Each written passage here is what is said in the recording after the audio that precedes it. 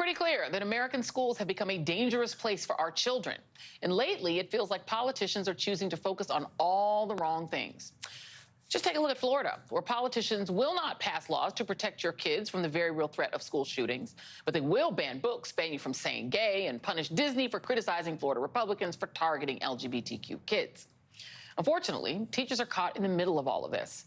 They are expected to create a space for kids to blossom and grow, while politicians demand that they take up arms against violent intruders, keep silent about our history of racism, and ignore LGBTQ issues. Mind you, Florida teachers are expected to do all this on a measly salary that pays roughly $50,000 a year. It is no surprise that many of these teachers are quitting.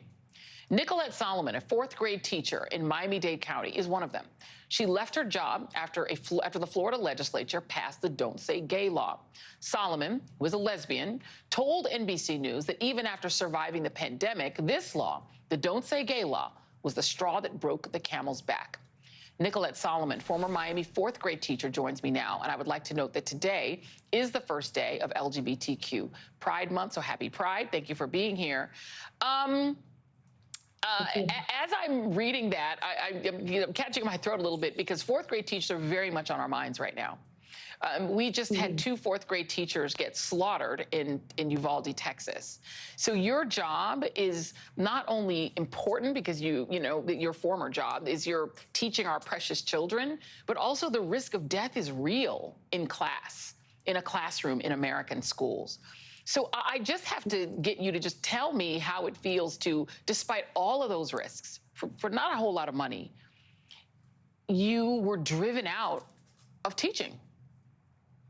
Yeah, there were a lot of reasons. And like I said, it was the straw that broke the camel's back. With the climate in Florida, it was too much. And with the Don't Say Gay bill, I knew that it was only going to get worse.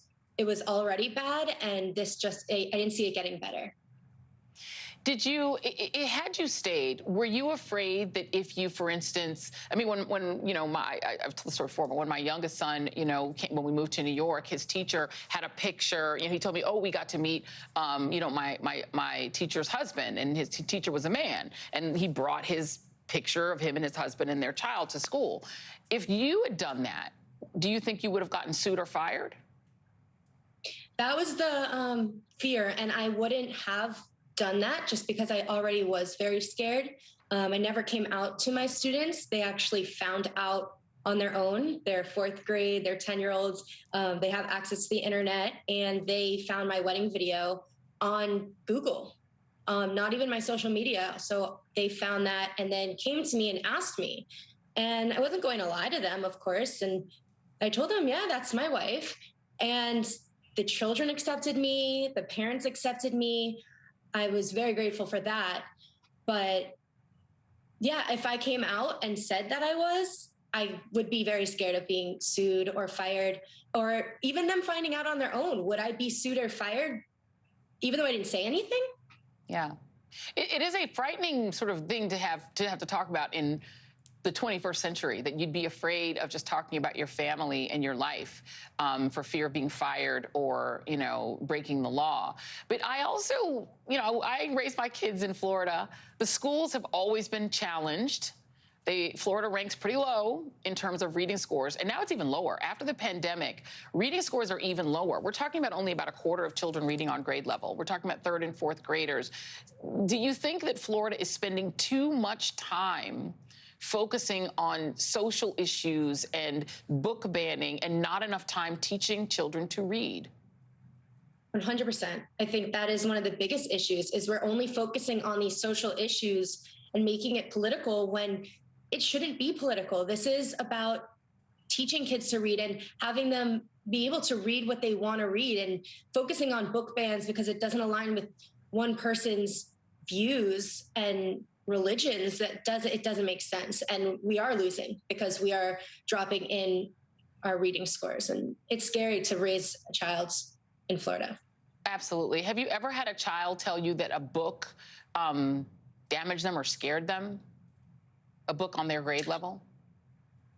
Not anything LGBTQ related. It's funny though, in the textbooks, actually, there's some stories that shouldn't be there that are more damaging than any of the LGBT books that I've seen, where they make fun of a name, or it's kind of like a Cinderella story twist where they behead the princesses. So that shouldn't be in the curriculum. Yeah. But having a penguin having two dads is banned. Yeah. That doesn't make sense to me.